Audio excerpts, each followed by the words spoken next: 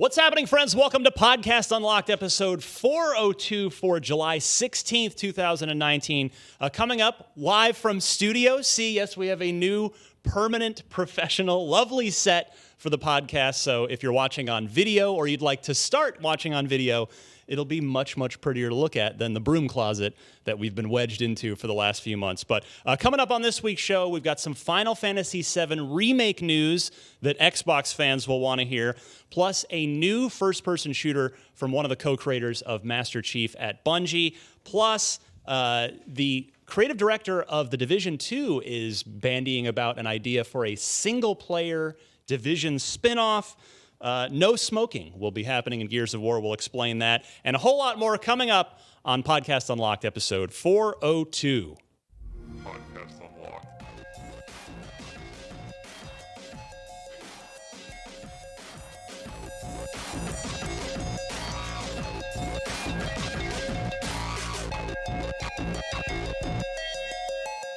All right, we'll see if we can get all the kinks worked out in week one. Was that volume not loud enough? Because next week, I can always turn up the master volume some more. It was fine. Because somebody messed with this laptop, so the master volume was down. Is this our own laptop? In the last... This is the same laptop we had in the closet. Yeah, it's all everything's all chaotic, but we're figuring it out. But we're here. This is Studio C. What's cool about this is just in this studio space, there are 3 sets. So we are sitting in one of 3 sets. Where the camera is, behind the camera, there is the IGN Now set, which looks really cool. And then there is to our left, there is a vertical, like, scroll wall for social media I didn't stuff. even see that over there until just right now. So that should be pretty cool. One goal that I've worked towards is implementing a stream deck so that all the show leads can actually sort of produce their own show the way that they want. It's in its infancy right now, but hopefully that evolves. Yay, thank you, Dustin. So yeah, bear with us through any little hiccups here and there, but we're very happy to be in this new space. Finally, I said we couldn't get it done for episode 400, but we got close. It's 402. I'm Ryan McCaffrey, Destin Legary. Thank you as always for your technical support and just spearheading all the video operations of the podcast, of this podcast for sure. Yeah, no problem. And Miranda Sanchez. Hello. Hi. Always good to see you. I'm back. You're back. Been a while. It's been a little while, been a minute. Yeah. It's been several minutes since we've seen More. Mark Medina. I'm so back. happy to see you. Yay. Yeah. How are you, my friend? I am fantastic. Yeah, I haven't been to the IGN office. Well, I cheated a little. So we left for E3. When was E3? I don't even remember anymore. a month, a little over a month ago. But now. I guess worked exactly. up until E3, and then I left. We were in LA for 8 days, something like that. And I stopped into the IGN office for just to grab a few things. Yep. So that was technically the last time I was in the IGN office was the day after I got back from E3. And now it's been 4 weeks since. And I walked back in yesterday, and it's awesome to be back. You feel good physically? You feel good? Everything good? Yeah. No, I feel fantastic. Yeah, I've been working, but a little hint about working from home. Working from home is very fun because you never have to go anywhere and you get to just do your work. But there's nothing to transition you from working from home to just being at home. Yeah. So after 3 straight weeks of it, you start to get a little crazy because you're like, okay, am I done working? And you're like, I don't want to sit here anymore. Like, this is where my video games, so then you just go and do weird. You just drive somewhere. You don't know where it's at the IGN office. where's You the do line, your work. right? Yeah. And then you get in your car, you drive home, and now you're home. Yeah. So it starts to wear on you a little bit. I don't know how remote workers do it constantly, but I assume they get used to it. Yeah, I think you learn tricks to freshen up your space. I did freelance for a while, and it's a matter of delegating spaces or looks of spaces. So it's you can just change up how things are on your desk. It's all right, this is work mode versus this is play mode. So then you have I think a mental that's transition. if it was a permanent thing, I think I would probably get a whole new desk. And it's that's my work desk. But when it's temporary, you just you're on your gaming computer editing videos. And then you're Premiere off, video game on, and you're just still there. And you're this is weird. But no, I'm super happy to be back. Yeah, I saw the studios for the first time yesterday. I heard they named this one after me. C is short for Mark. It doesn't make any sense, but that's what I was told. For Mark Medina. Yeah, and that's Mark with a K too. I know. So I was going to say, it's not even super MARC. doesn't make sense. But no, it's great, and I'm happy to see. I missed everybody. So We missed you. Yeah, and I missed being on the podcast too. Hi, everybody. I'm back. And we can see you. They can see us. Yeah. We're here. If you choose to. Yes. I don't have to. But we've got plenty to get to this week. Real quick, I wanted to mention, if you are curious about Call of Duty Modern Warfare's multiplayer, they took the duct tape off my mouth from. I got to go to. I was at Infinity Ward before E3. Yeah. As part of Judges Week, seeing some multiplayer stuff, and I got the single player presentation too that I'd already written about, and they showed off and let us talk about one of the modes, which is called Gunfight. And I'll let you go watch the video. If you just type in Call of Duty Modern Warfare Gunfight IGN, you'll find our content for that. But to contextualize it for Halo fans, it's kind of like a 2v2 version of Halo 5's Breakout, but with the rules of Halo 2's Fiesta mode. So it's a random set of weapons, but everybody has the same set of weapons. So it's a level playing field. Every round, the weapons change. Everybody's got the same loadout, 2v2, super quick, 40-second timer on the round. I had a blast with it. Super fun. So there's gameplay, there's impressions with myself and James Duggan, which is actually shot in Studio B at the bar set, which is also super cool. Let's go. Yeah, we have an everything you need to know up that you helped us write, Ryan. And shout out to Courage for allowing us to use this footage in that feature. Thank you very much. Nice guy. And and then you also did your impressions. So those are the features we have live currently. Yeah, really, I really am sold on that mode. It looks like Gunfight. It's fun. So really good. jealous. Yeah. We only got to see that theater presentation in E3. I was like, where's the rest of it? Well, you will get to see more. So they already said there will be on August 1st at 10 a.m. Pacific a multiplayer live stream reveal. So we should have that for you on IGN. Just stick, you watch on any of our channels is the plan. Yeah, they streamed. I watched their stream for like an hour, and I was like, oh my god, like I want this so bad. And the thing that was, I used to throw Halo 3 like LAN parties at my house. Yes, because I love Halo 3. With Gunfight, because it's only 2v2, I'm like texting my friend. I'm like, when this comes out and we get our hands on it, like we're doing something in my apartment, 2v2, and we're just gonna play Gunfight all night because it looks so fun. I hope they have private lobbies. I assume they will, like custom games. And it's like I want to just because that's how they were playing. It was like TP and Courage versus two other guys. Yeah, and it was just like they were able to smack talk each other and Syndicate.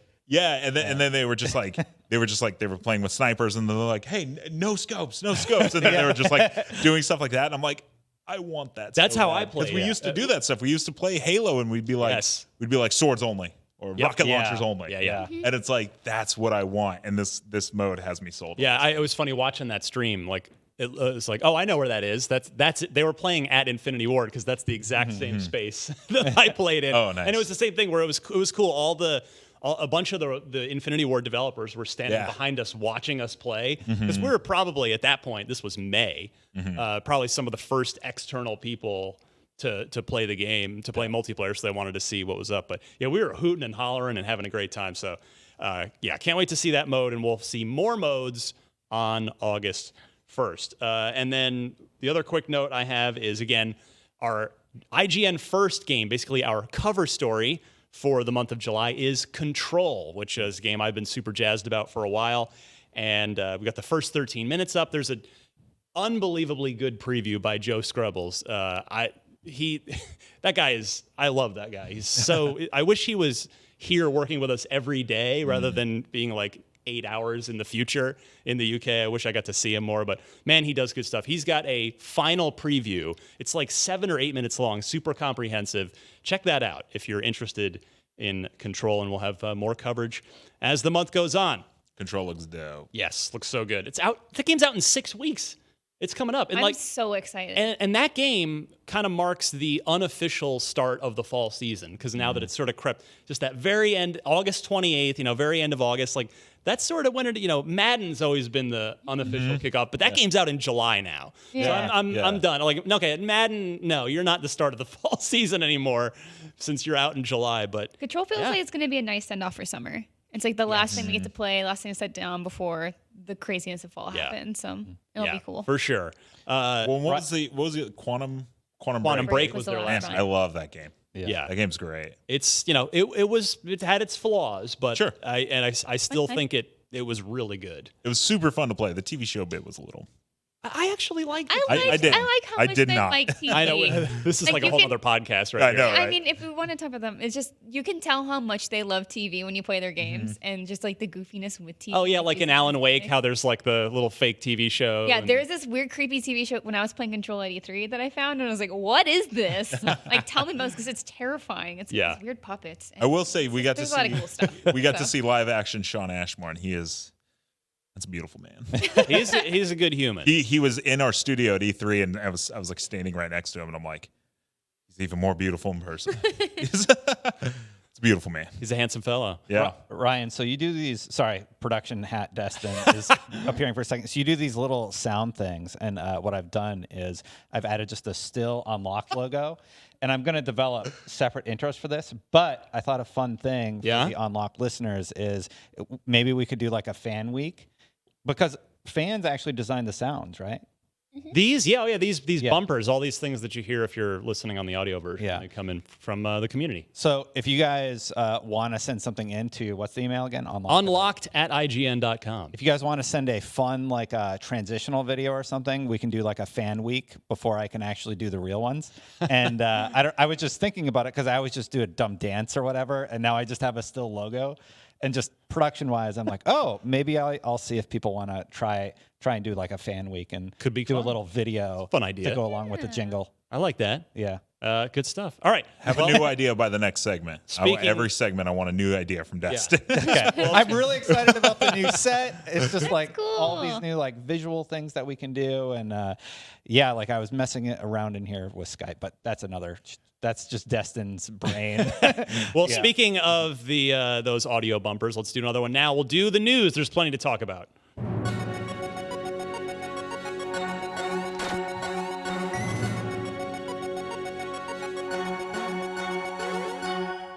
All right, there it is. Let's start with arguably the biggest news story of the past week as it pertains to the world of Xbox. Final Fantasy VII Remake. It's been hotly anticipated by many people. It's a full remake of one of the most beloved games of all time. I didn't have a PS1, so I don't have any problem with FF7 Remake, but this was just not in my it's not in my vernacular, as it were. But this game won. I don't matter. The thing is, it matters. This game matters to so many people. It won Best in Show at E3 for the Game Critics Awards, which is where that's the sort of official awards where all the outlets vote. We didn't vote for Final Fantasy VII Remake, but it's okay. It's fair that it won fair and square. Sure. It is definitely now, seemingly for sure, probably. Wow, very concrete answer. Not coming Maybe. to Xbox. Yeah. Listen to this. So, in a statement to IGN, Square Enix said, as previously announced, Final Fantasy VII Remake will be released for PlayStation 4 on March 3rd, 2020. We have no plans for other platforms. Mm-hmm. So, it's a fairly clear-cut denial. Now, if you're wondering, well, wait, is this news at all? Yeah, you have to go back in time a good several years to when it was originally announced before they just started over on development. And they had at the time indicated that it was a timed exclusive, that it would come to PS4 first, but that Xbox would get it later. That appears to no longer be the case. Well, and this all got sparked up because a social video came out, and the social video said Xbox in it. Yes. Which they then took the video down and were like, that was a mistake. Yeah. It's PlayStation only. Yeah. Why? Why? Makes no sense. I don't. Their partnership with Sony.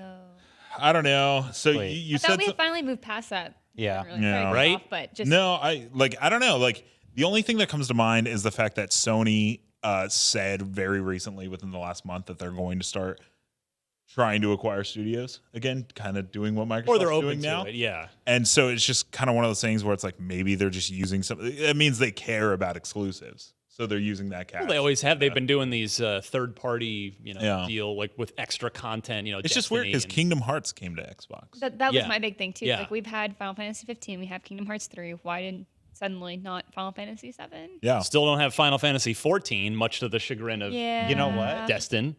Yeah, maybe it's something on the Sony side. Maybe it's not necessarily Square because Final Fantasy VII was originally a PlayStation exclusive. Right, Maybe but there's something in that. the port for Final Fantasy VII is on Xbox. So it's like, if they could do that, yeah, I don't. I don't know. I mean, I the only theory weird. that I can come up with without having Sony or Square sitting in front of me, an executive to grill, is that I wonder if when development did start over, Right. if maybe at that point, Sony was somehow involved, like, hey, we still, okay, this hasn't been going how you guys want. We really want to see this come out. We'll help bankroll it. Yeah. And so maybe as a condition, if that's the case, Yeah, like Death Stranding. right? A condition of that is okay. Well, it's going to be a PS4 exclusive. So I I don't feel know. like Again, they're that's, possibly like co-publishing or I'm not some even sort saying of- that. Just helping fund the thing. So that's again, it's just a theory, and I'm totally spitballing that, but I just can't think of another good reason. It's too bad because just like Miranda said, like I don't, unless it's a studio owned by that company, it kind of sucks when things don't come out for everything. More people playing Final Fantasy VII Remake is better than less people. Yeah, I think Yeah. you see that with a lot of different games. It's like, well, hopefully, eventually, in a few years, maybe it'll come to these other systems that people want to play them on. Yeah. I'm one of those people who kind of just tries to have every system at all possible. So Sure. It's like, I'll play this when it comes out on the PS4, PS5. Who knows where it's going to be on? Yeah. Or where I'll play it. But it's like a bummer because again, like we're coming back to like the Kingdom Hearts 3. Like that was my thing, is saying, okay, finally, I can just like have all of my Square games that I really care about on my Xbox. Yeah. Where I would rather play them. And I only played Final Fantasy VII like 2 years ago because I also didn't have a PlayStation 1 when it came out, and Right. I got a PlayStation 2 super late. And You might have been so in kindergarten at the. I was also really small when it came out. But I've like really enjoyed my time with it. I'm like super Yeah. stoked for this, and for it to not be an Xbox is a huge bummer, which just is echoing the sentiment further. So, just trying to think, like the way the industry works. I wonder if there is I'm just trying to think of an optimistic reason, something optimistic to say to Xbox fans. Maybe the way this The year statement is it's worded. timed. Yeah, maybe the way this statement is worded, no plans, that maybe, March 5th, was that what it was? March 3rd, 2020. Okay, well, guess what's not out yet? PS5 or Scarlet.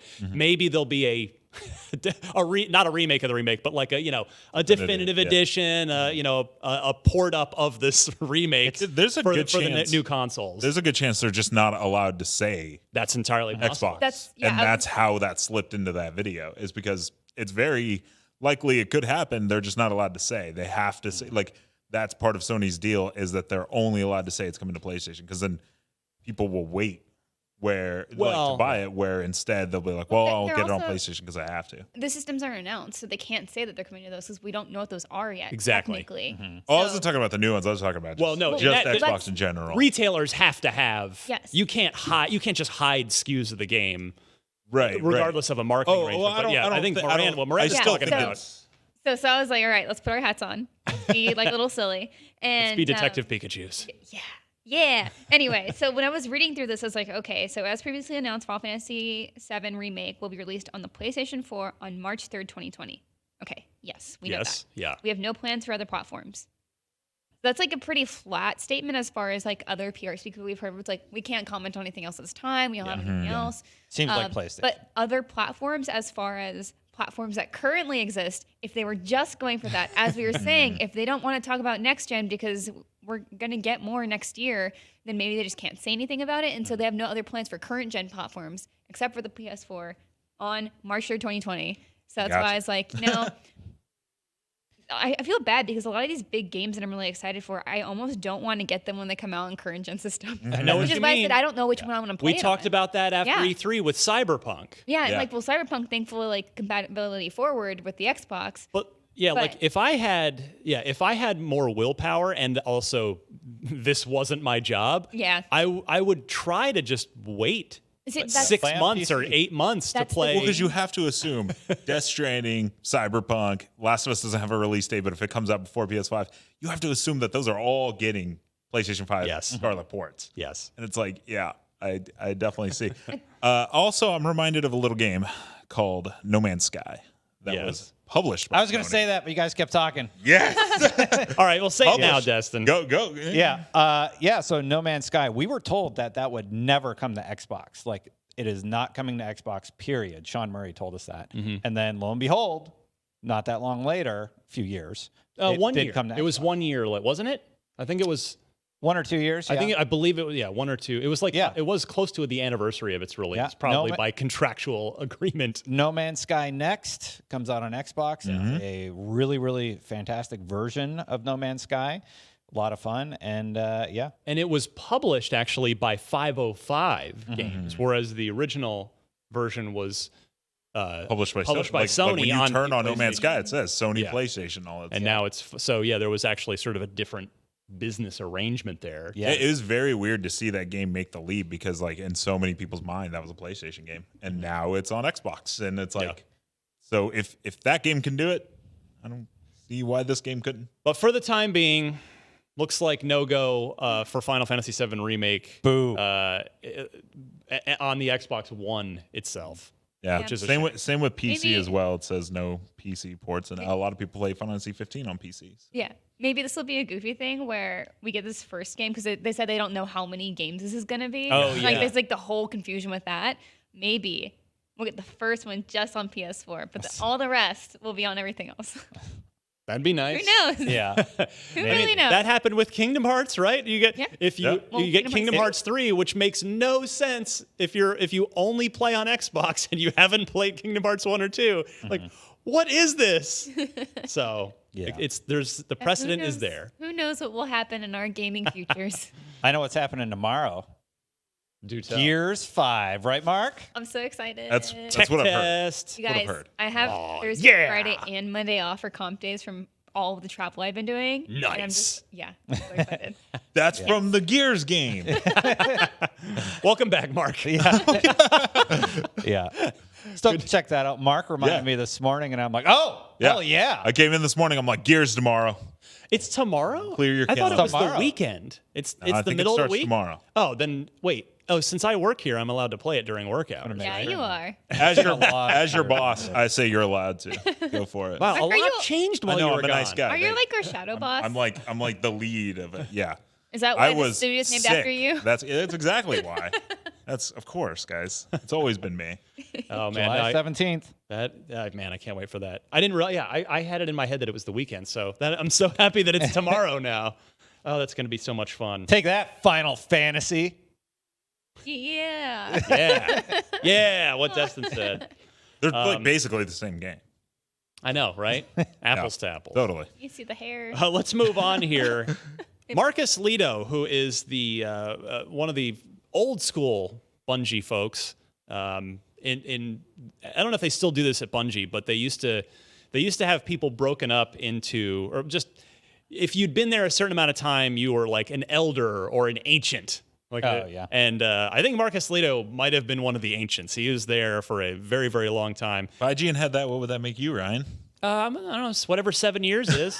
Yeah, I'd be like Destin and I would be about the same thing. Yeah. Right? Yeah. I'm You're a little longer. Been here a little longer than me. like not much. Yeah. Actually, I did start before you. I forgot because I remember your first day you did VO, and I was like, this guy's not very good.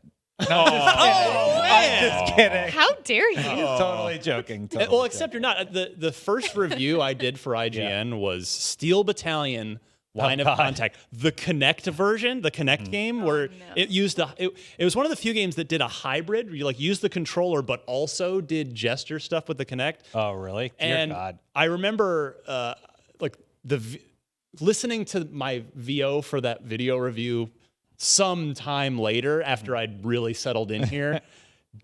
If you want to hear how terrible I was at VO when I first started here, go look at that review or listen to it. You're It's like bad. one of our best narrators. Well, though. you're kind to say that, but it was not the case. Yeah. Because there's just like a weird art to doing the VO stuff. And I'm not trying to say I'm, but I'm just in the sense of I learned that I have to seem like I'm kind of over enunciating and then Yeah. it comes out normal. So it's like I have to put in a lot. More than just to reading get. words on a page. Yeah. Oh, yeah. Anyway. In a soundboard. Way harder than that. Welcome to IGN. It takes more this is practice. a little behind So the I've scenes. been here 3.5 years, so I'm like a kamikaze grunt. That works. I've been here almost 5 years. Getting close to that. You know what 5 years means, though? What does that mean? Third week of vacation every year. Wait, really? For real. I'm- You didn't know that? I Yeah, that's right. Son of Dang, a. okay, I didn't know that. Yeah, Thank you get 3 weeks a year instead of 2. Dang. You reminded me. I actually need to take a day off because I'm capped on my vacation again. You see, well, you're a workaholic. I say we just You're just- break this yeah. section out as like what it's Why like are we to on work at full IGN. vacation right Yeah. now? No, we're What do you still think I'm talking. doing this weekend? Okay, back to Marcus Leto. Yes, he'd been at Bungie for a long time, but now he's not. He's got a brand new studio. V1 Interactive is the name of that studio, and Marcus and his team have a new first-person shooter that they've teased. They've said that they've got the name of it here and a little tiny, it's like 45-second teaser trailer. The game is called Disintegration. And by the way, one other thing, if you're still like, wait, who was Marcus Leto? Okay, he was at Bungie. He was the original art director on Halo, but then he was the project lead, the project director on Halo Reach, which I know will make a lot more people's ears perk up. I love Halo Reach. A lot of people love Reach. So Disintegration is Marcus and his team's new first-person shooter. It is described as simply just a sci-fi first-person shooter. No other info yet. They're going to be doing a full unveil at Gamescom. Now, IGN is the exclusive broadcasting partner of Gamescom, so we have, I think it's at least 4 hours of live show coverage every single day. So we'll have a lot more on Disintegration. I'm not being cheeky right now. Like I haven't been I haven't seen anything on this game yet. So I am very eager to find out more. But the trailer is like a jet with guns on it. Yeah, it's a bad teaser. I'm not. Yeah. I mean, no, sorry, Marcus, if you're listening, but it's a pan around of a gunship. Yeah, and it's like, okay, well, this doesn't tell me anything about the game and doesn't really get me that excited about whatever it is, but that's fine. It's just a teaser. We got the full unveiling coming up at Gamescom. The only other information we have right now is because they didn't even technically announce platforms. For all we know, they might just say, to your point earlier, Miranda, they might say PC and then maybe they can't say Scarlet or PS5, later. And maybe it'll turn out to be that. Because this game is going to release right in the window where it could go either way. So it's being published by Take-Two, and it's going to be out during their fiscal year 2021, but they specify during calendar year 2020, during their fiscal 2021, which means their fiscal year starts on April 1st. So this game is out sometime between April 1st of next year and December 31st of next year, which might be the weirdest initial release window we've ever seen. And not that it's out in 2020, but it's out in the second 3 calendar quarters of 2020. So yeah, this could end up being, for all we know, it could end up being a Scarlet launch title. It could be an Xbox One game out in the spring or summer. It could be both. Like maybe they might, put it out on Xbox One initially, but then do a, port up or a deluxe version on Scarlet later.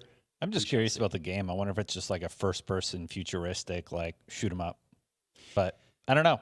The ship looks cool. That's all we really have seen of it. Yeah. So yeah. Well, and it's called see more. Disintegration. Yeah. It's a good name. Pretty brutal name. It's a good name. A lot of syllables packed into that Yeah. one name. It's not called like It's not Halo. collaboration, friendship. It's the positive opposite. words, Integration. Yeah. That would be an interesting map pack or something. Yeah. So yes, but that'll be. I've Work definitely together to better the world. Pick up trash on the side of the road. I don't know. Recycling. So that's the plot. That's the Recycle your plot of Gears 5, plastics. actually, guys. Yeah, recycling and its first-person shooter sequel, composting. So yes, we'll see more of Disintegration in about 1 month's time. We're just over a month out. There's from like Gamescom. simulators for everything. There's like old person simulator, house flipping simulator, computer repair. Why is there no garbage man simulator? I'm sure there is. Are Mark. you Like, sure? You're not Well- looking hard enough. Let's go, boys. We're gonna go find it and we're gonna play it.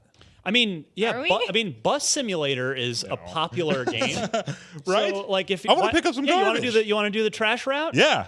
and yeah, you got why not? you have to actually you only get your achievements if you wake up at 4 o'clock in the actual morning Yeah. to play it and do you got to do the early morning route. Yeah, to get and out you there. start and you have the people like on the back that they have to get the trash and put it in. But eventually you can upgrade your truck to the automated Garbage ones. Man Simulator, City Economy. Really? City It's a Economy. real thing? I'll see you guys. Hey, so how about that next news story, guys? Is it a 4-player co-op game where it's like I hope maybe so. 2 drivers and then 2 guys on the back, 2 people on the Yeah, back? and the driver's in VR. So Video Games Canada has you covered, Mark. it could be that could be a cool that could be one of the coolest co-op games. I'm being serious now. I actually think that could be fun. What? We have a video on our website of a game called Snaky Bus, where you drive a bus and Wait, it's like- full of also snakes? it's like Well, as in like snake, as in like you Oh. as you pick up passengers, your bus gets longer, and then eventually you can run into your. Snaky And it Bus did should be a 37 game. That's not million as cool. views. Wow. Snaky Bus should be a game where you drive a bus full of snakes and it's like Unsuspecting snakes on a plane. And Samuel Jackson's on there. He's like, "That's it. I'm tired of these." These snakes on the bus. We're full of good ideas. This podcast is awesome. Okay, I played that game. See, I love snakes. You're They're on great. board now. Yeah, but not the trash. You like snakes? No. I drank wonderful. coffee this morning. No. I haven't had coffee in a month and a half. wow. And I drank it this morning, and I'm not You just supposed shot out of a to. cannon. Oh, No, I'm not supposed to because like I absorb caffeine too fast. It's the same Why with like did you drinking. do it? If I drink, I would apparently get drunk super fast. I don't drink anyway, so it doesn't matter. Anyways, I drink caffeine, and I am. Lion. well, Dude, I am why- ready to go if you're for a not- run. If you're not supposed to do it, don't do it. I wanted to see what it was like. I wanted to be hyped for the jeez. podcasts. Oh, Bam! Sorry. but we love you not just the your way you line, are. I don't care. We don't need caffeinated Mark. No, yes, we Regular do. Mark's fine. I mean, it came Okay. in, you're all grumpy, then you have a good time, and it's fine. I'm good. I can't wait for the crash. I'm just starting to feel it. Man, I know. I think I'm supposed to be on Game Scoop later, and I'm just gonna be like, "Hey," I'm just be all super crashed out. Go for the best version of Mark Medina. the game's Stay with Ninja him. Gaiden. This No, isn't- yeah. this isn't like a weird cover for you're not on cocaine right now. Not at all. It is Not caffeine. at all. Just the nitro cold brew from Starbucks. So, that oh, thing dang, is, you went hard on that caffeine thing is, too. That thing is the raw. heck? Let me tell you. Mark. Everyone feel for amazing. Shadow Box. Let's talk about a video game that I know the 2 gentlemen flanking me are very familiar with, which is Yes. The Division 2. Julian Garrity is the creative director on the game. He got a tweet from a fellow game developer, the level director at Traveler's Tales Games. They make the Lego stuff. They do such a tremendous job on that series. Tim Spencer. And Tim Spencer wrote him and said, on Twitter, also all right in public, I love the idea of a single-player narrative-driven spin-off of The Division, focusing on an agent trying to get home to their family after being sent to New York City during the SHD blackout from the fall of DC. The Last of Us meets The Division. And then Julian Garrity quote tweeted him and said, "Thoughts?" ? And just sort of threw it out to the community to get their feedback. And I want to hear from you 2 gentlemen specifically, since you know and love The Division, and what you think of this little brainstorm. I don't like the idea of spinning off and doing a separate delivery device for the Division. Division has the tools available within the world of Division to create a well-crafted narrative, and they do a lot through storytelling within the actual environments and through the characters and cutscenes that they've already developed. I don't think it's necessary to spin it off. I think it might be interesting for these 2 to collaborate to reinforce the story structures within the Division 2 personally. Yeah, I don't know. He put more thought into it than I did. I'm just like, I'm down. Yeah, I really like The Division. I like how it plays, but I play it by myself. Like 100%. I don't play with anybody else. Same with Destiny 2. I've been playing Destiny 2 this past week. I have not grouped up with anybody. I'm just enjoying, because I'm a few expansions behind, and I'm just enjoying the story just by myself. So you having a good time with both of those games? Yeah, solo? and I play Fallout 76 a lot, and I play it completely by myself. Definitely not with your wife. We've played a little bit together, but for the most part, she's just over there building a house, and I'm like getting strong. But yeah, no, I love shared world shooters and stuff like that, and so I really do like The Division. But this like whole idea of this like post-apocalyptic Black Friday virus, and then someone is just like, you know, somewhere else, and they're trying to get home, and is their family alive, and he says Last of Us, so it's like maybe you have a companion or something like that. Like that sounds rad. I'll take it. Any thoughts, Miranda? I'd still pass on it. Still, really? Yeah. I mean, like I said, this Division, this universe is not really my cup of tea. Yeah. I find it super interesting when I have like other things that are similar enough. And I have my own shared world series that I enjoy and my own living games that I'm very immersed in. So yeah, I guess it is a fair thing to wonder, like, you know, could it even do a single player narrative driven game super well when that's not what The Division's built for? It's not built to do that. I'm not saying it can't. There's a few semi-compelling stories within the actual storyline of The Division 2 and The Division. There's good story beats already. The idea of doing a Telltale style Division, I'm just not that into it. Like, I like how they deliver the narrative currently. I don't know that I would. I don't think this was. Oh, I need to throw my. I didn't take it as a Telltale style. That sounds not fun. Well, that's what I'm envisioning. I took it as they want to do it as a spin-off. Well, no, they referenced The Last of Us, meaning, you know. Yeah, no, I took it as it still plays like The Division, but more narrative driven than just in single player. More instead of just like grinding XP and stuff like that. Yeah. I just didn't like the word spin-off because they have the tool set available to design this within the world of Division 2 already. Why don't they just collaborate and help make a really, really cool like story expansion or something? Because we still have expansions coming for Division 2. I think potentially here the idea of having it be a spin-off was because it would be a single player story experience rather than where The Division is, you know, trying to get you to play with other people. Yeah. And so because if it's more of a solo journey, then that's probably why they thought, hey, spin-off would make more sense, because it doesn't make sense to just try to force that in a game where you are supposed to be collaborating with other people. They did that with Division 1, though. They had modes where, you know, they were more solo experiences. So I think they could do it within the engine and such that they currently have available. It's just tough, I don't like the idea of forcing a splintering of a franchise like that. And I think it's not necessarily great all the time when that happens. There have been cases where it works out, but yeah. Yeah, I know there's just a lot of people that I was playing with somebody. I was playing with another guy that works here. He's on Fire Team Chat, Brian Malkowicz, and someone who doesn't work here but plays with our crew a lot. And he said, "Oh yeah, I don't know anything about the story because, you know, I wanted to play the end game, and so I just grinded with Malkowicz, and we just got to the end game." And it's like, I like the idea of, like, you know, playing games where the goal is not to just get to the end as fast as possible without enjoying the journey. And not that you can't enjoy the journey, but I feel like it's more enjoyable if there's a story and there's actual meaning behind what you're doing than just knocking off quests to get XP to get to the next quest. Yeah. Everyone plays games for different reasons. The kind of games they choose are, you know, hopefully tailored to those reasons. You're cutting out, Miranda. Your mic's a little far away. Sorry. For me, also, just one last point. This doesn't get rid of the Division 2. No. And Certainly that's what not. I take it as. Yeah, It's yeah. like, hey, if you're going to make a Division spinoff and still support Division 2, then we'll take it. Oh, please go ahead. Oh, no, we'll take it. I think the thing that I like and am curious about with spin-offs, not necessarily just for The Division, but generally, is that you get to see a different creator's take on that universe and to kind of maybe explore something that doesn't get defined a lot. And I think that's maybe the value they see with this potentially. Yeah.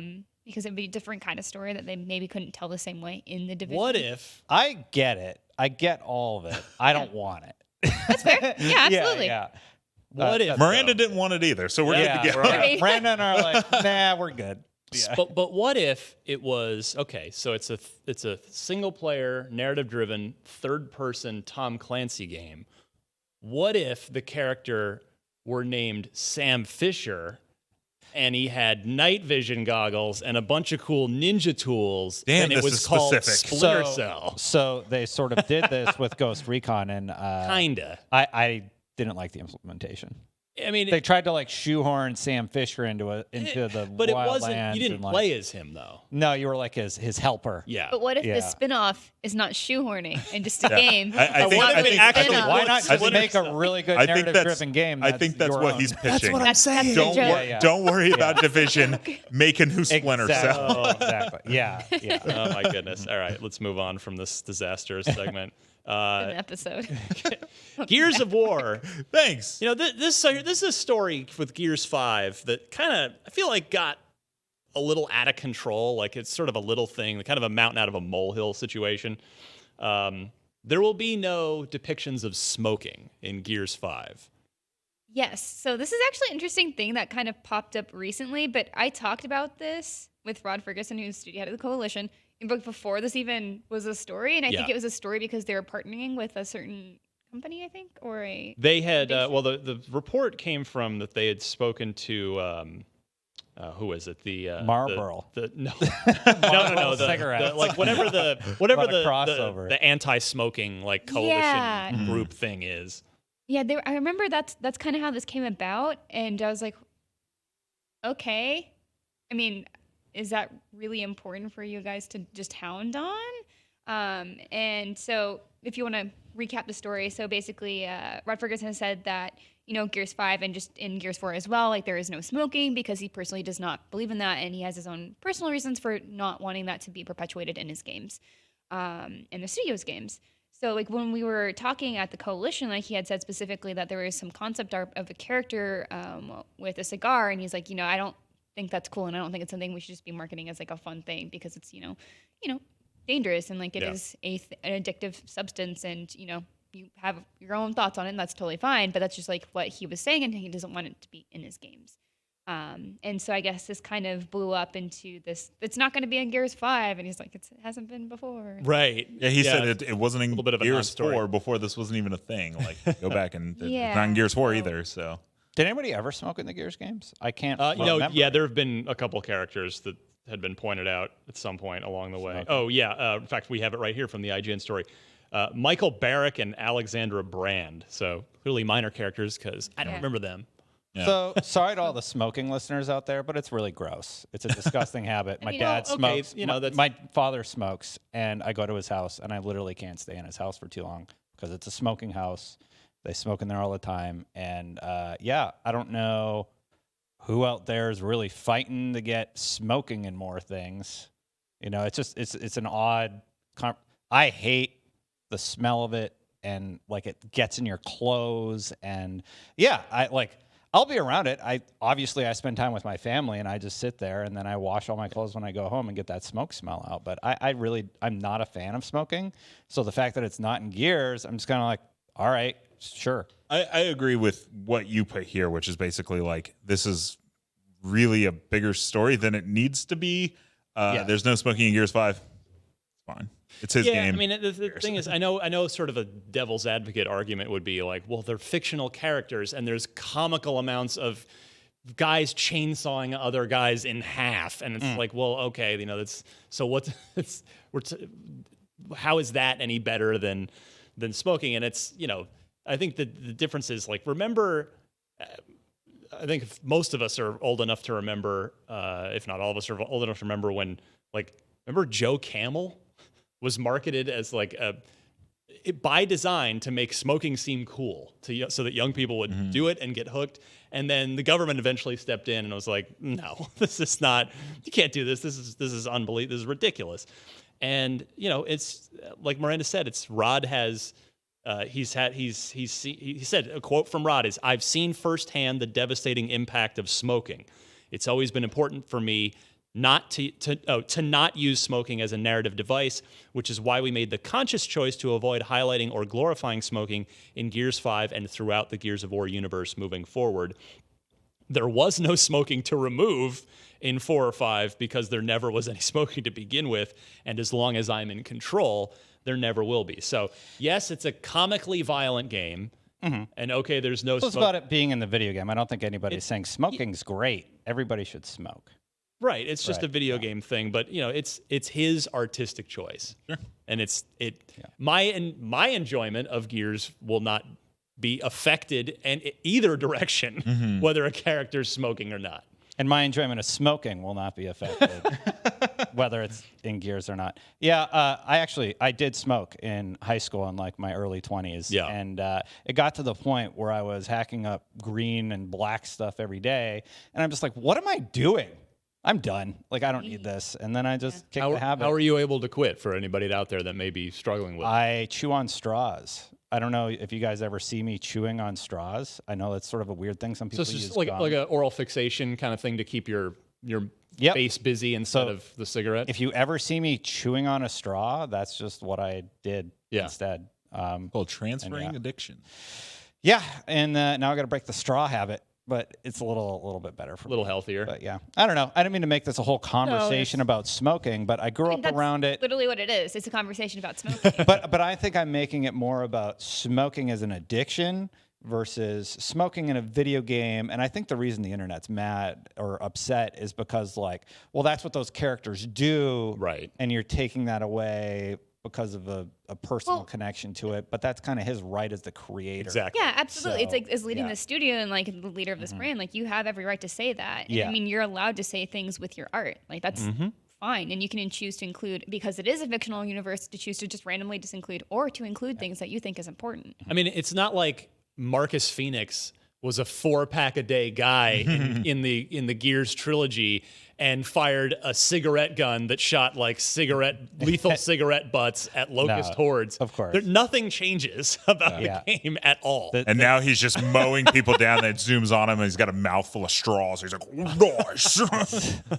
Someone not smoking, I don't think it has any impact on the game at all whatsoever. It's weird to me that this is a thing. Yeah, but people are talking about it, so now we're talking about it, Yeah. and now we're done talking about it. I agree with you guys. It's Now we're- an odd thing. Yeah.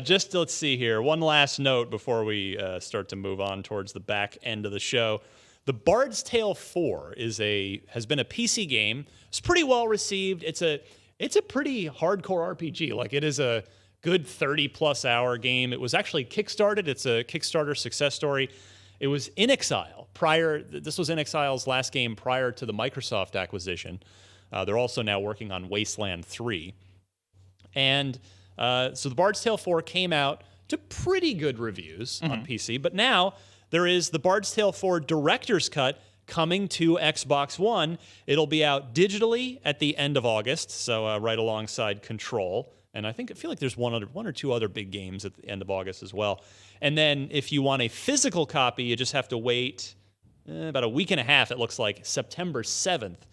So it's got new features and content this time around. They upgraded their Unreal Engine, so that they did an engine update to improve the game's look, feel, and sound while fixing technical issues. And because In Exile is now owned by Microsoft, this is kind of the real reason I wanted to bring this up. This director's cut of Bard's Tale 4 will be on Game Pass for those of you that are subscribers to Game Pass on August 27th. So they're adding, of course, full gamepad support, additional difficulty settings, rebalancing combat and encounters, more class and gender character creation options. They tweak the heck out of the UI to improve that. A ton of fixes across the game, new enemies, items, and weapons, and a new endgame chapter with new content. So they really kind of, it sounds more like a 1.5 or a 4.5 than a 4. So a lot of good stuff in there, and just heading free into Game Pass. Yeah. Cool. If you haven't looked at Game Pass in a while, yeah, that's something I did on my break. Woo! There's a lot of games on there. I had a friend texting me this morning because it's like Prime deals right now. Yeah. Shout out to my friend Zach. Hi. I don't know if you watch this. Anyways, and he texted me and he's like, "Hey, I'm thinking about getting the all digital edition. It was like $200. It comes with Game Pass for like a year or something like that." He's like, "Should I get this?" And I was like, "Dude, Game Pass is so good. If you don't want to buy games and you just want to live off Game Pass, you could do that for a while. Totally can do that. Especially since on Xbox, like Gears 5, day one, Game Pass. Like stuff like that is really cool. Yeah, especially with, now there are 15 first-party studios. They're going to be pumping their content day one into Game really, Pass. really cool. The future is bright. Game Pass is crazy. and the present is pretty darn nice as well on Game Pass. All right, let's pause real quick, and then we'll do Loot Box.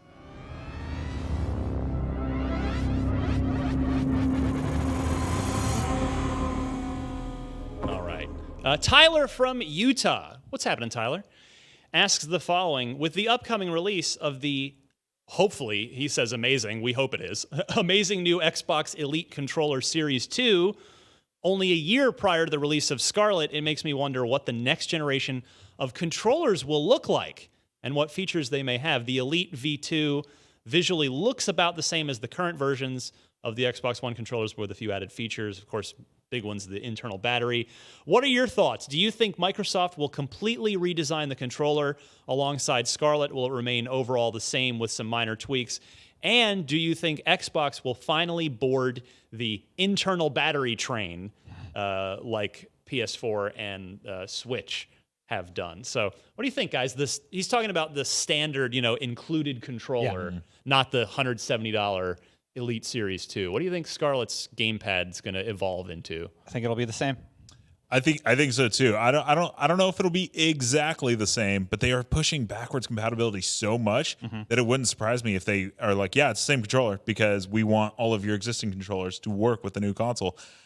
I feel like controllers are finally hitting that cap where when you hold the Xbox One controller or PS4 controller, you're like, yeah, it's a nice controller. Yep. I definitely don't feel that way when I hold the PS4 controller. I agree. Dualshock, I love it. I love it, but if you give me the choice, Xbox every day, all day. Yeah, 10 out of 10. Yeah. the buttons are too clicky for me. But anyways, that's just we can talk Too about that another clicky. time. What? They're too clicky for me. The AB, I just got, you saw it. Yeah. I just got one of those Phantom White. I think it's called the Yes. Phantom White. Yeah. Woo, Pretty. what a controller. Hey, your wife's got that for you, as I recall. Yeah, for my The birthday. Xbox One? Yeah. Yeah. Yeah, I've had it for like 4 months. And those are great, right? It's fantastic. It feels awesome, except for the face You are button. insane. They feel The too, controller is perfect. They feel too clicky for me.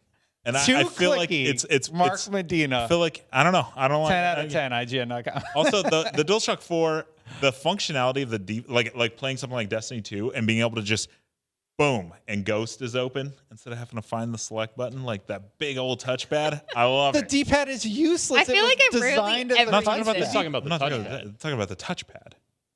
Yeah. Like opening. I'm up- sorry, I said D-pad. I meant touchpad. No, it is it's one big button that is. Yeah, it's great. That's all they use it for now. And I love it. You're I've been insane. playing Assassin's Creed Odyssey, and it's like map, boom, this huge button. I can't give you this one, dude. The PlayStation controller sucks in, It does comparison not suck. to the Okay. Xbox controller. Anyways, I do think internal batteries are Okay. from now on. It's got to be. So, it does have that edge.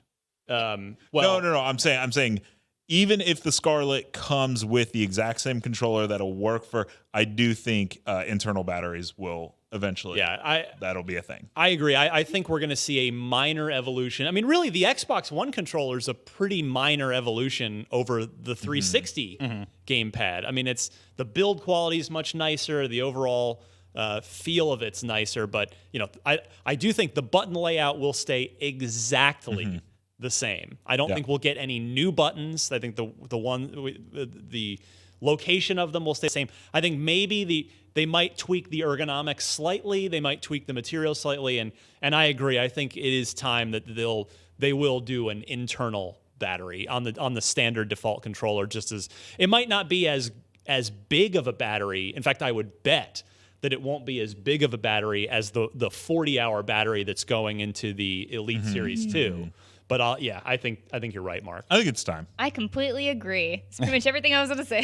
Sorry. No, it's fine. I mean, it doesn't make sense for them to not do like some subtle tweaks and like material changes. But Yeah, I could see that actually. Material changes, internal just make battery. it look a little different, right? Like it's like, oh, this is the next controller. Yeah, But, it's yeah. not much different. And we don't even Maybe know. like a gray instead of a hard black. I was just going to say, we don't even know what color they're going to go with for Scarlet. Like if they change the 360 started as default Arctic white. Yeah. Arctic And white. and then Xbox One took it back to black. Like, we don't know which way they'll go for Scarlet. What's weird is no matter where they go, I'm sure that controller already exists because they have their creators program. There's so many Xbox One controllers. Yeah. Like there's so many different colors. I will say this: all the controllers you have today for your Xbox One, they're all going to work forward, for sure. I would bet think an so. in-and-out lunch bet on that. Oh, yeah. Well, the Well, I makes mean, sense. it's just The Elite Series 2 is Yeah. confirmed. That is Yeah. absolutely, that one is confirmed to work. then why would your standards not? Because they're Well, I know they were looking. It's Bluetooth, isn't there's Bluetooth in Series 2 Elite. I don't remember if the current controllers have Bluetooth. No, I think they do. You I can think still plug them they're in. both I like Bluetooth. something Yeah. with And I internet. yeah, no, right. And then I think Nintendo's is proprietary, but I could be wrong about that. I mean, they work on like every PC known to man, and Yeah. like all the Xbox. Well, and then controllers this just work, fall, so, I can't remember what They the work Xbox. wirelessly, right? yeah. Yeah. Yeah. So Well, now they it's- do. You need an adapter. You need the dongle for your right, I hate PC that. to be able to read it. But like this Okay. fall, I know Yeah. PS4, but I think Xbox as well. You're going to be able to use them with iPhones, So Right. all the controllers. Yeah. I thought I was insane. I was like, I'm pretty sure they confirmed that you can just use your Xbox controllers, and they have. Yeah. Yeah, Okay. cool. Thought so. Yeah, I was Good. like, So y'all owe me We in got and it. out. No, I'm just kidding. I didn't bet anybody. Nobody took the bet, Destin. Darn it. Let's take go to it In-N-Out anyway. I was going to say I'm Yeah. down to just take Yeah. the bet if it means we get to go to In-N-Out. I mean, yeah, I don't want to pay for yours, but I'll drive. It's fine. Sure. But yeah, it's a good question from Tyler in Utah. Thank you, Tyler. Yeah. Yeah, I mean, the controller is an integral part of the console experience. I mean, the controller is a big part of what sunk the Wii U. People just didn't want to go for that Wii U gamepad, and it's a big part of why the original Xbox did well because it had a controller that felt good, particularly for first-person shooters, of which Halo was their killer app. So it's critical to have a great controller, and thankfully Microsoft landed on a great design years ago, and they've just been perfecting it. Controllers since. are like tires on a car. No matter how good your car is, if your tires aren't great, that's where the car meets the road, Wow. True. right? So, the no matter Elite- how good your console is, Yeah. if you don't have it, that's where That's the true. player meets the game. That's true. Like if the PS5 had used a Wii U gamepad, Yeah, it right. would tank. No one would. Yeah. It'd be like it'd be a Or the disaster. boomerang. Or They brought the boomerang back. from PS3 prototype. Yeah. God, yeah, that was. Yeah, that's where you by the meet way, the game. so. I always say this. What if the boomerang was like the best controller we never got?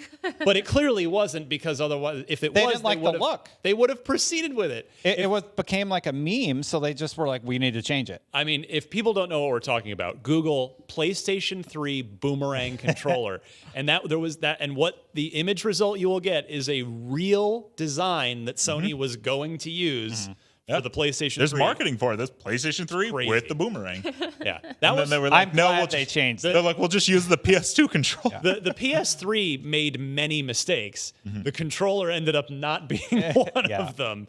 Actually, well, you know what? Never mind. Scratch that. It did because remember the PS3 originally didn't have rumble feedback in it. Yeah, it's when it became the Yeah. Dualshock 3. Everybody forget. In fact, I just forgot that until just now. Like, yeah, the original PS3 because they didn't want to pay the I think it was Natural Motion, whatever the name of the company that owned the patent.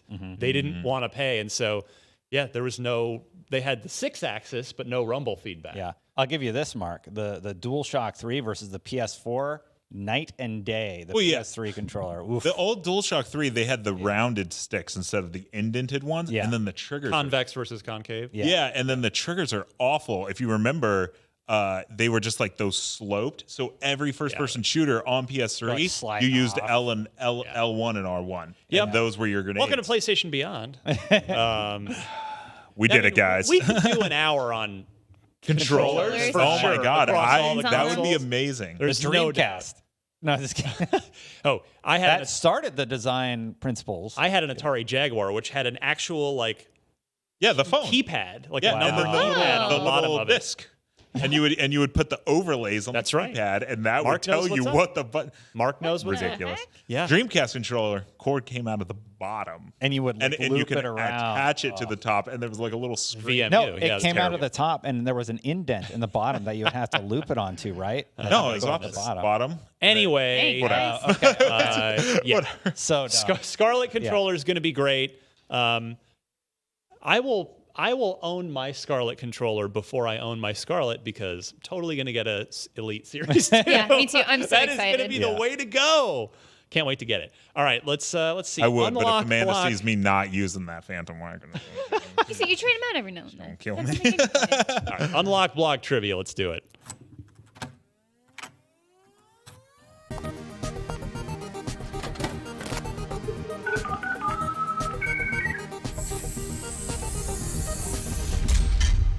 All right. Luis from Sunnyvale, California, just down Highway 101 or 280, depending which way you go, asks the following. Which of these original Xbox racing games did actor and musician and noted gamer Jack Black? He was just at E3 this year with Tim Schafer and the Psychonauts crew. Saw a video of him.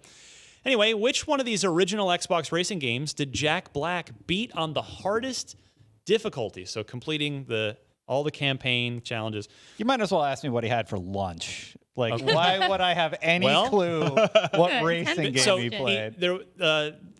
Luis sent along screenshot proof of a gaming magazine of Jack Black eating wow. lunch. of him like, standing in front of the TV, like making a silly face, like proving that he had completed the challenge. For all I know, it might have been OXM. It might have been our magazine. Luis, I'm going to fail this question. So, you got me. Destin, you are in the lead right now with 6 points, which, by the way, the fact that it's mid-July and the leader has 6 points, I'm disappointed in all of you. So One a month, questions. baby. One a month. That's all I need. Oh, my goodness. Miranda's at 4 points, and Brandon, who was not able to make the show today, has 3. Mark, you're on the board with 1 point. Yeah. Well, with 6, I still have a chance. You do. That's the thing. It is anybody's game right now.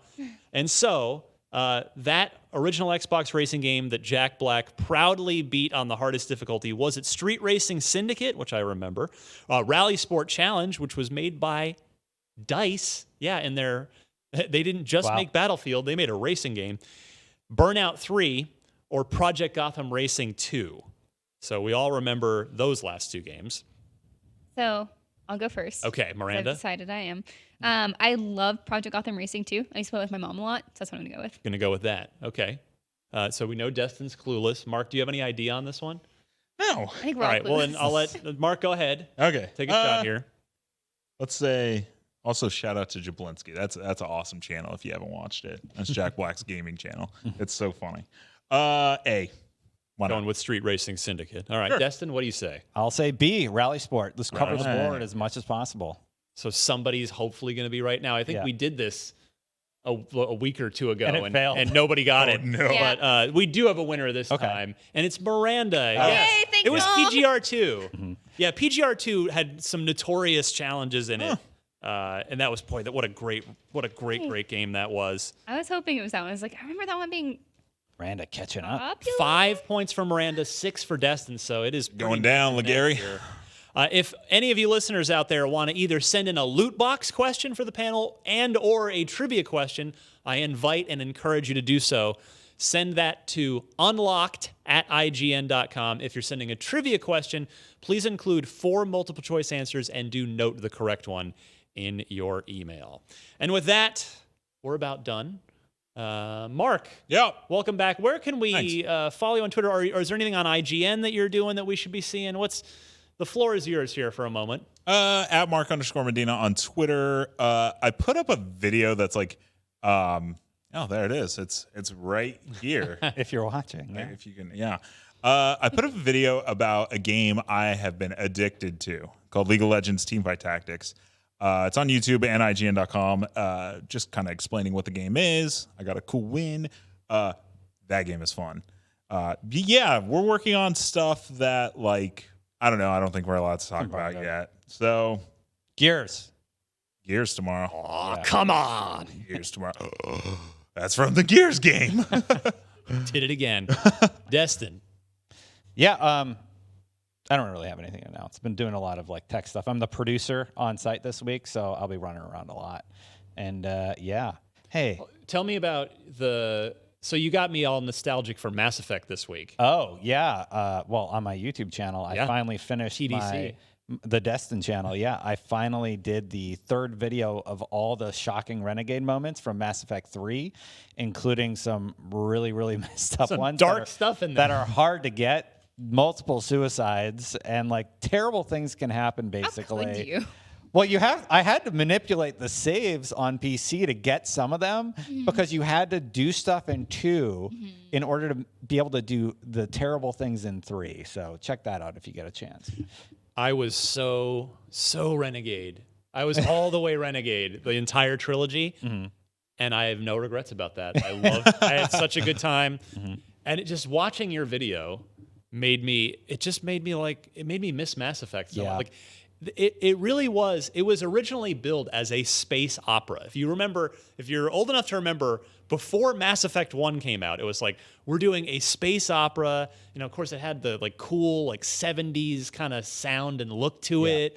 And they did it. Like, I know, yes, a lot of people are upset about the ending of Mass Effect 3, but that trilogy, God, it was so. There's been nothing like that series since it came out. Yeah, I know, Miranda, I know you liked Andromeda, but playing 3 and then looking at footage of Andromeda, the engine just doesn't do the Mass Effect series justice. I really wish they would work in Unreal and give us like, That's what the first 3 were in. Yeah, at least a remaster or recreation of 1, 2, and 3. And like, I think Unreal that's what Engine everybody 4? has wanted. For do it so in long. UE4. And maybe like, tweak some of the issues that like give us a new ending, like Mass Effect 3 with a new ending in the trilogy. Like, I don't know. So, I think there's a lot still there, and it's just unfortunate that they're just leaving it.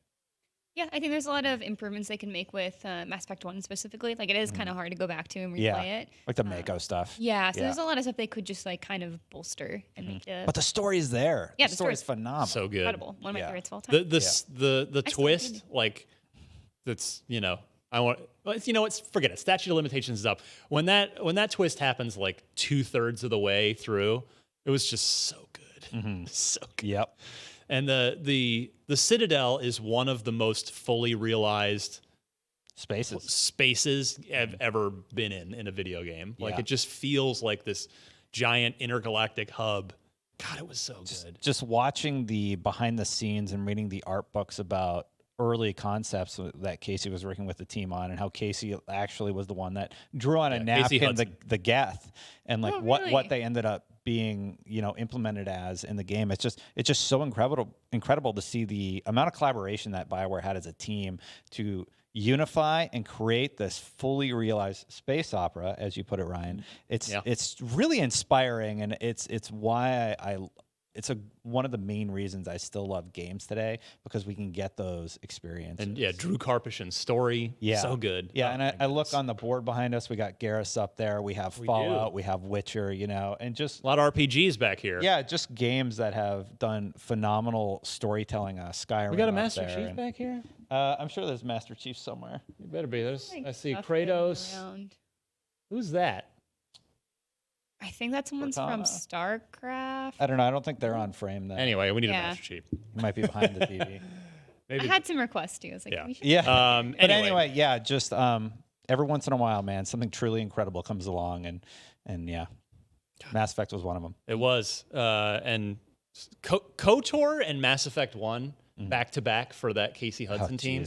Yeah. That might be two of the greatest unrelated back-to-back games. In other words, not a sequel. It might be two of the best back-to-back games any team has ever made. Yeah, so good. All right, Miranda, take us home. We're turning into a Mass Effect show here. I mean, I'm all here. I'm here for Me too. Maybe we'll do this next week. I'm working on a lot of stuff that's just management and like behind the scenes things. So I'm just like making sure things happen.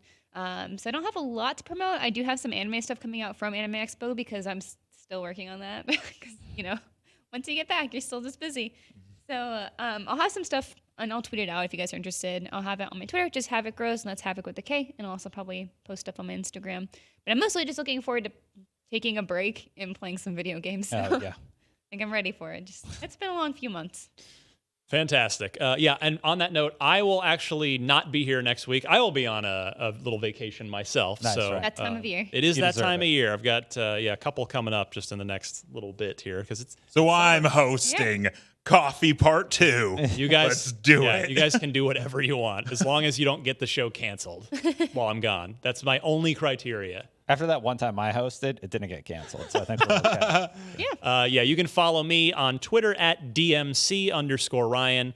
I'm sort of just 10,000 foot view assisting our UK team. They're doing the real work on the Control IGN first. What else? You know what? Real quick, I'll just mention I didn't make this but we got an exclusive video that Ryan made.